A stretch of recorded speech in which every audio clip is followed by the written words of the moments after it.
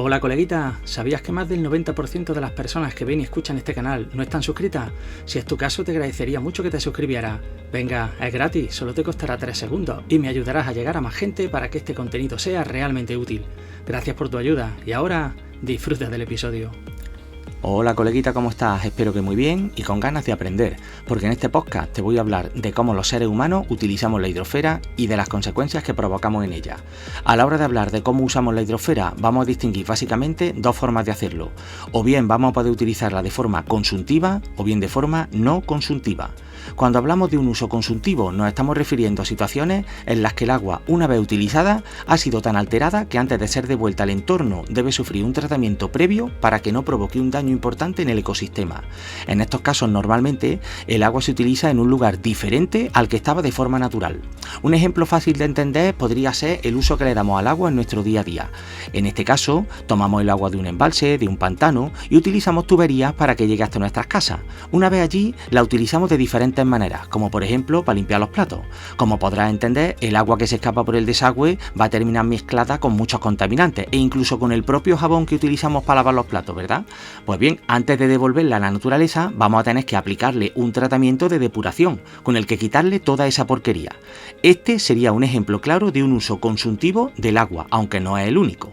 Dentro de los diferentes tipos de uso consuntivo que les vamos a poder dar al agua, encontramos hasta 3 categorías principales. Por un lado está el uso doméstico, como el del ejemplo que acabamos de ver de lavar los platos.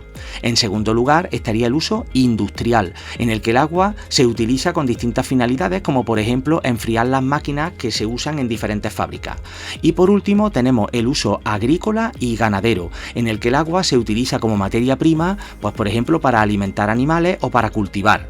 En todos estos casos hablaríamos de un uso consuntivo, ya que el agua, una vez que es utilizada, termina estando tan alterada que tenemos que tratarla antes de devolverla a la naturaleza. La otra modalidad de uso que le vamos a poder dar al agua de la hidrosfera es la de tipo no consuntivo, en el que el agua no sufre una alteración tan importante y una vez que la utilicemos podrá ser devuelta directamente al entorno con la tranquilidad de que no va a provocar prácticamente ningún efecto negativo en los ecosistemas. En estos casos normalmente vamos a utilizar el agua directamente en el medio en el que se encuentra. Un ejemplo fácil de entender podría ser el aprovechamiento que hacemos del movimiento del agua de un río para generar electricidad en una central hidroeléctrica. En este caso nos vamos a aprovechar del agua y la utilizamos, eso sí, pero no la alteramos.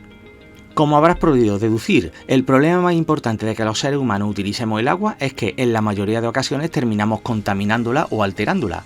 Cuando hablamos de que el agua se contamine, no nos estamos refiriendo necesariamente a que terminemos mezclándola con alguna sustancia. De hecho, cualquier alteración que provoque que el agua no se pueda devolver directamente al entorno se va a poder considerar como una forma de contaminación, por lo que, por ejemplo, el hecho de aumentar o disminuir mucho la temperatura de ese agua podría considerarse una forma de contaminación, ya que si devolviéramos ese agua muy caliente o muy fría al entorno, podríamos provocar un daño importante en el ecosistema, ya que, por ejemplo, los seres vivos que se desarrollaran en ese agua pueden no estar acostumbrados a esa temperatura tan alta o tan baja. Por lo tanto, no pienses nunca en que contaminar el agua significa necesariamente mezclarla con alguna sustancia, sino, como ya te he dicho, alterarla lo suficiente como para que no podamos devolverla al entorno al que pertenecía, ¿vale?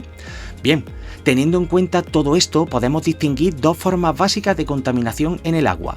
Por un lado tenemos la contaminación de tipo físico, en el que vamos a incluir cualquier alteración del agua que no influya en su composición química, como por ejemplo lo que te he comentado antes de la temperatura.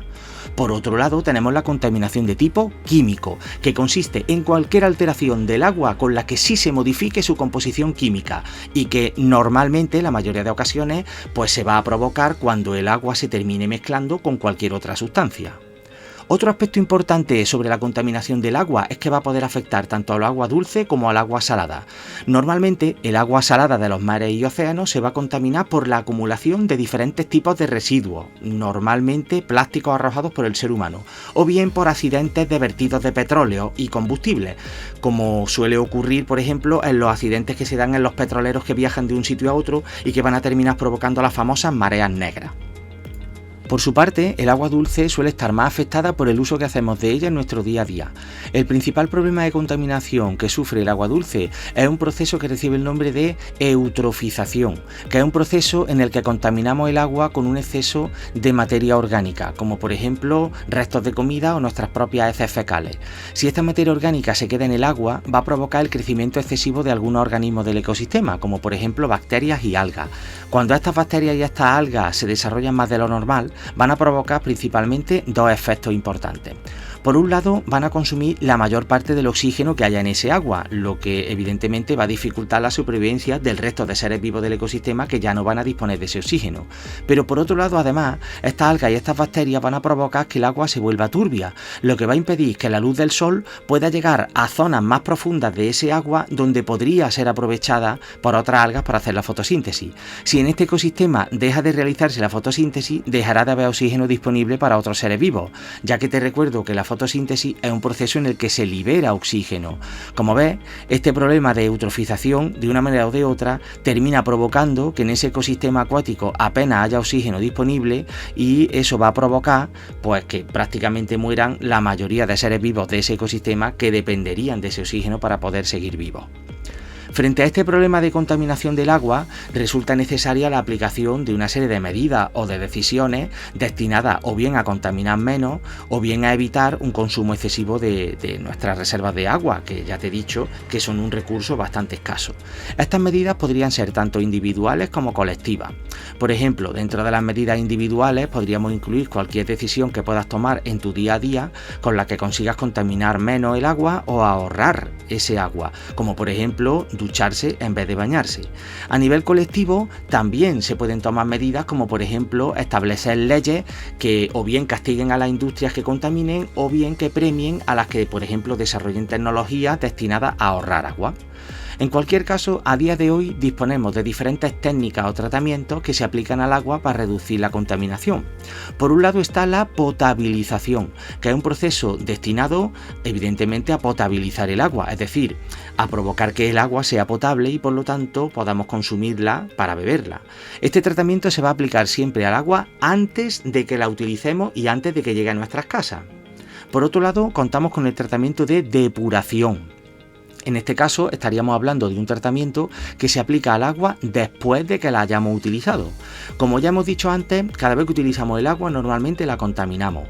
Este agua contaminada no se podría devolver directamente a la naturaleza, por lo que previamente la vamos a someter a un tratamiento de depuración para poder devolverla al entorno sin que provoque daño en los ecosistemas. Evidentemente, este agua depurada pues la podríamos utilizar, por ejemplo, para regar jardines o para tareas de limpieza, pero en ningún caso debe ser utilizada para beberla, ya que para eso necesitaría sufrir un proceso de potabilización. Así pues, resumiendo, aunque la potabilización y la depuración son dos tratamientos destinados a limpiar el agua, la potabilización se aplica antes de usarla y tiene como objetivo que el agua se pueda beber, y por su parte la depuración es un tratamiento que se aplica al agua después de haberla utilizado y que tiene como objetivo que ese agua se pueda devolver al entorno sin que provoque ningún daño al ecosistema. Y hasta aquí este podcast con el que espero haberte hecho entender lo importante que resulta realizar un uso razonable y sostenible del agua. Te espero en el siguiente capítulo. Un saludo, chao.